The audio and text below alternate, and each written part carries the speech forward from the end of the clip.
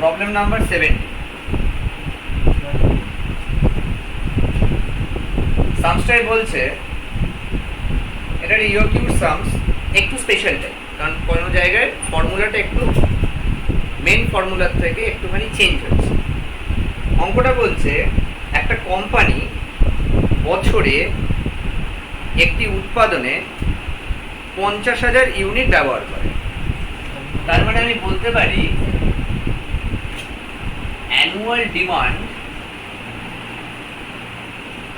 50,000 units,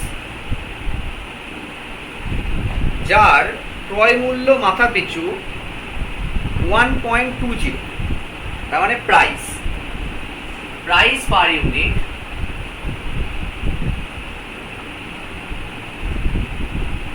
rupees 1.20। ordering cost per order,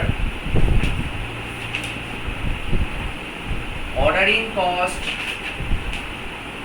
per order rupees 45। procurement time,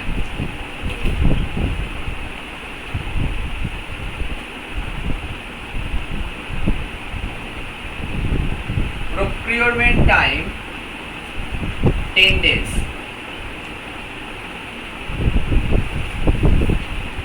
carrying stock, carrying cost,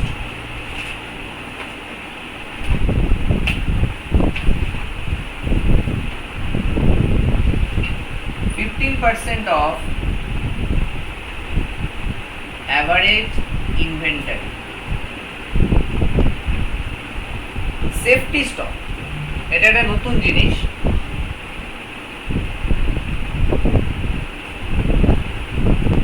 safety stock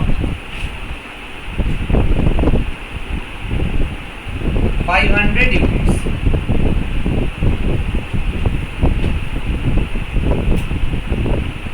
কোম্পানিটি বছরে 250 দিন উৎপাদন চালু রাখে, তার মানে production days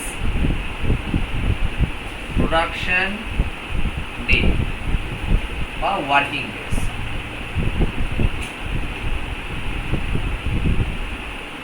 250 yearly.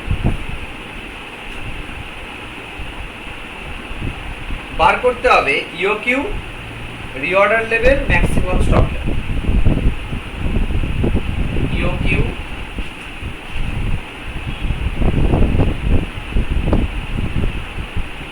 Reorder level,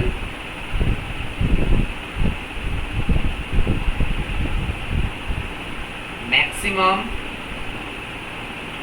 stock level, এই তিনটে জিনিস আমাকে বার করতে হবে। তো আমি প্রথমে ইওকিউ ফর্মুলাটা লিখে দেব, root under 2AO by CI। আমরা প্রত্যেকেই জানি 2A মানে হচ্ছে অ্যানুয়াল ডিমান্ড, তার মানে 50,000, তার মানে 50,000।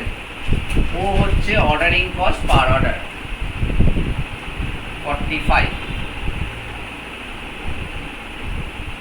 আর নিচে হচ্ছে CI হচ্ছে ক্যারিং কস্ট 15%। এইটা 1.20 ইন্টু 15%, এটা যদি আমরা করি আমাদের বেরোবে 5,000 units.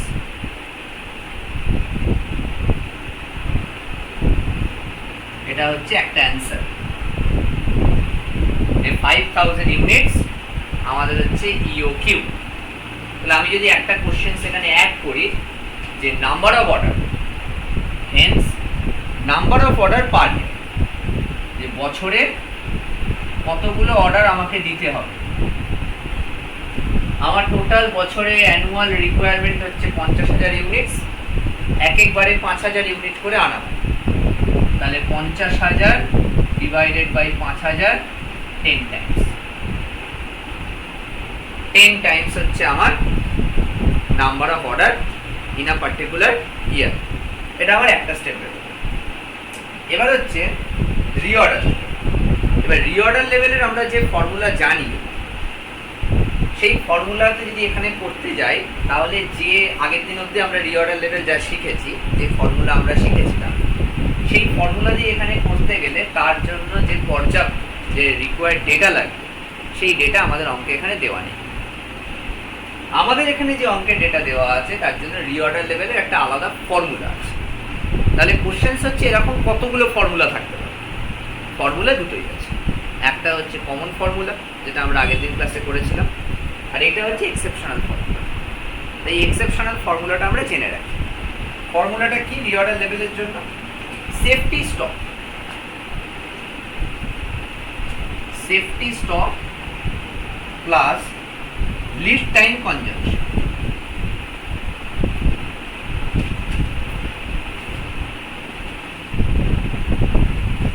Safety stock plus lead time consumption. আমাদের অঙ্কে সেফটি স্টক ডিরেক্টলি দেওয়া আছে 500 ইউনিট। লিড টাইম কনজাম্পশন আমাদের অঙ্কে দেওয়া নেই। লিড টাইম কনজাম্পশন আমাদের অঙ্কে দেওয়া নেই, আমাদের বার করতে।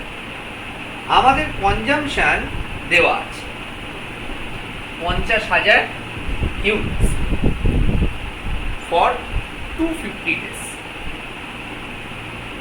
আর আমাদের দেওয়া আছে লিড টাইম, আমাদের লিড টাইম দেওয়া আছে 10 ডেজ। এই যে প্রকিউরমেন্ট, এই প্রকিউরমেন্ট হচ্ছে লিড টাইম, যে প্রকিউর করতে কতদিন লাগে। তাহলে লিড টাইম দেওয়া আছে, আর 250 ডেজের জন্য অ্যানুয়াল কনজাম্পশন দেওয়া আছে। আমাকে লিড টাইম কনজাম্পশন বার করতে হবে। তাহলে আমার কাজ হচ্ছে আমি 250 ডেজটাকে পার ডেতে নিয়ে আসি। যে 250 ডেজের জন্য যদি 50,000 ইউনিট হয়, তাহলে একদিনের জন্য কত হবে? একদিনের জন্য হবে 200 ইউনিটস। তা এক এক দিনের কনজাম্পশন 200 ইউনিটস, আর আমার লিড টাইম হচ্ছে 10 ডেজ। তাহলে 10 ডেজের কনজাম্পশন কত হবে? 200 ইন্টু 10, দ্যাট কামস 2000 ইউনিটস। তাহলে আমার এখানে বেরিয়ে যাবে 2000 ইউনিটস। তাহলে আমি এটাকে কি করব? প্রথমে আমি 50,000 ডিভাইডেড বাই 250 করব। সেখান থেকে আমার বেরোবে হচ্ছে একদিনের কনজাম্পশন, আর যেহেতু আমার লিড টাইম রয়েছে 10 ডেজ, এটাকে 10 দিয়ে মাল্টিপ্লাই করলে আমার বেরোবে 10 দিনের কনজাম্পশন। তার মানে লিড টাইম কনজাম্পশন আমার বেরিয়ে যাবে। তাহলে এটা কত হবে? 500 plus 2000, 2500 units.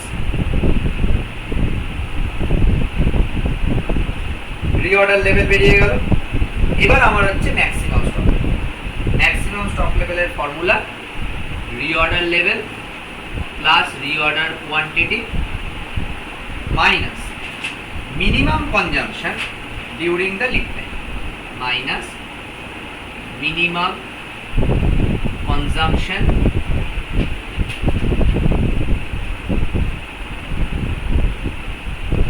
During lead time. Actually এইখানে ফর্মুলাটা কিন্তু একটু চেঞ্জ হয়ে গেল। আমাদের আগের দিনের হিসাবে এইখানে ফর্মুলাটা ছিল minimum consumption into minimum reorder period. এখানে যেহেতু মিনিমাম রিঅর্ডার পিরিয়ড নেই, রিঅর্ডার পিরিয়ড। রিঅর্ডার পিরিয়ড মানে কি? Procurement time, reorder period actually দেওয়া আছে, ঘুরিয়ে দেওয়া আছে। ওখানে ম্যাক্সিমাম রিঅর্ডার পিরিয়ড দেওয়া ছিল, মিনিমাম রিঅর্ডার পিরিয়ড দেওয়া ছিল, এখানে একটাই দিয়েছে। ওখানে বলে দিয়েছিল যে 10 থেকে 15 দিন লাগবে, মিনিমাম 10 দিন, ম্যাক্সিমাম 15 দিন। এখানে বলেই দিয়েছে প্রকিউরমেন্ট টাইম 10 ডেজ, তাহলে 10 ডেজই লাগবে, সেটাই ম্যাক্সিমাম, সেটাই মিনিমাম। তাহলে এখানে minimum consumption during lead time, fine.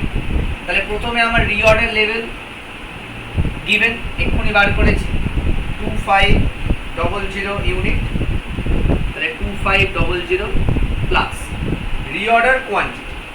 Reorder quantity তো আমার কাছে নেই। আমি বলেছিলাম আগের দিনই, যদি রিঅর্ডার কোয়ান্টিটি কোনো অঙ্কে দেওয়া না থাকে, তখন আমরা ইওকিউ বা ইকোনমিক অর্ডারিং কোয়ান্টিটিকেই রিঅর্ডার কোয়ান্টিটি হিসাবে অ্যাকসেপ্ট করব। তাহলে আমার এখানে ইওকিউ হচ্ছে 5000 ইউনিট। তাহলে এখানে বসালাম 5000। এবার হচ্ছে মাইনাস মিনিমাম কনজাম্পশন। তা আমার অঙ্কে মিনিমাম কনজাম্পশন, আমার মিনিমাম কনজাম্পশন মানে ওই যে অ্যাভারেজ এক এক দিনের কনজাম্পশন, এক এক দিনের কনজাম্পশন হচ্ছে 200, আর 10 দিনের কনজাম্পশন 2000। তার মানে এখানে হবে 200 ইন্টু 10 সেম। তাহলে এখানে দাঁড়ালো 2500 প্লাস 5000, 7500। 7500 থেকে 2000 বাদ গেলে 5500। তাহলে আমাদের যে ডেটা আমাদেরকে দেওয়া ছিল সেই ডেটা অনুযায়ী আমাদের ম্যাক্সিমাম লেভেল বেরোচ্ছে 5500 ইউনিট।